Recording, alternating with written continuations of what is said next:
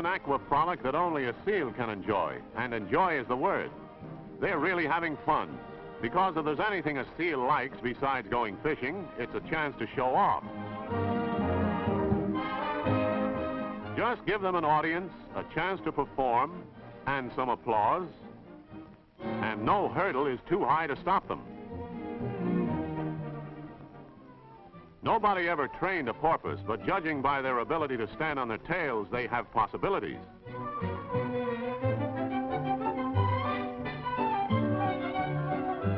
They're friendly, too, and don't even resent people who crowd in among them.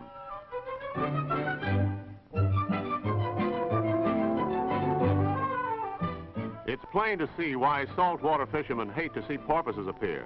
They can ruin fishing. Nobody feeds this fellow. In fact, these swimmers are a little afraid they might feed him. Tropical waters spawn big denizens of the deep, such as the giant sea turtle, or the ray, of which some species can inflict a dangerous wound with a sharp spine-like stinger near the base of the tail.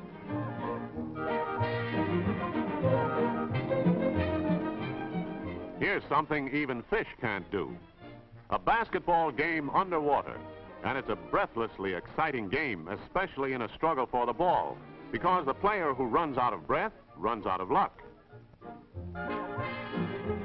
She scored that one. Now the ball is in play again, and while they can't bounce a dribble, they can float one. And there's another basket. Her side wins. Anything can happen in Wakulla Springs, Florida, where the water is so clear the movie cameraman is forever thinking up new stunts. This time, it's a turkey dinner on the bottom of the lake. But you haven't seen anything yet. This time, the cameraman asks you to believe too much, a sort of pipe dream. And after an underwater banquet, it's time for a little fresh air.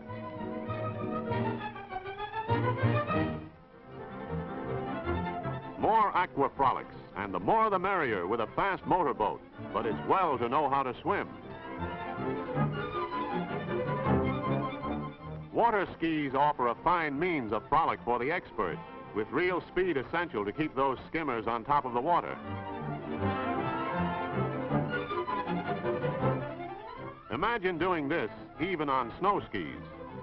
She's towing him to a real test, for here's a stunt few experts have ever accomplished, and this particular expert is no exception.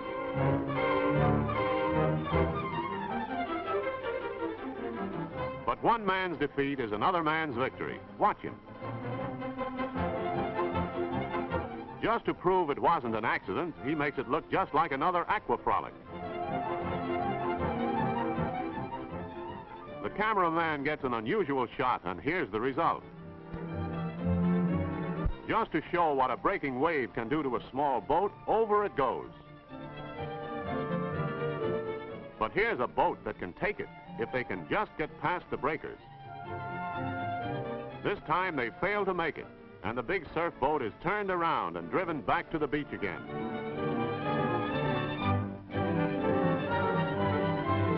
Another try. Watch it leap half out of the water.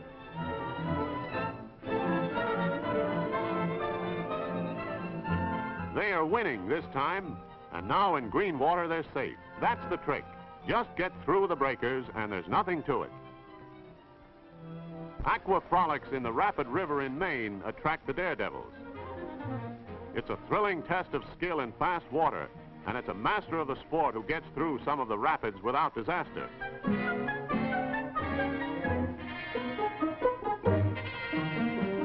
That fellow's in trouble.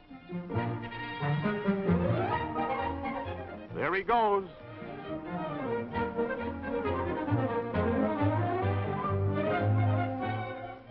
It's wicked water in this part of the river, and few have ever gone through it right side up.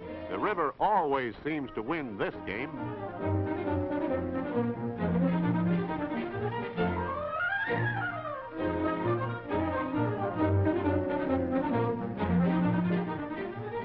From Maine to Florida, somebody is certain to be looking for a new thrill afloat.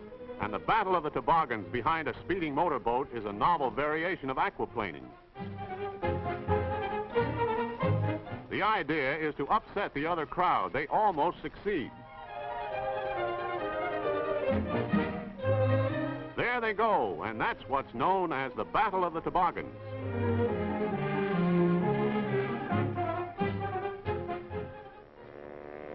Of all the fun afloat, there's nothing so insane as the racing puddle jumpers. No rules, no disqualifications, and they get away with anything. Even a shortcut across country is okay. If he had wings, he'd take off. Anything is can do. Here's an obstacle race. Just warming up. Nothing is really any obstacle. Here they come to the finish, and it's just what might be expected of the puddle jumpers. High diving into a pool is one thing, but from a 200-foot cliff, that is something else. These Mexican swimmers would think nothing of doing a swan dive where angels would fear to fly. The slightest miscalculation, and he'd have his last headache. High divers at carnivals are paid to do this, but these fellows do it just for fun.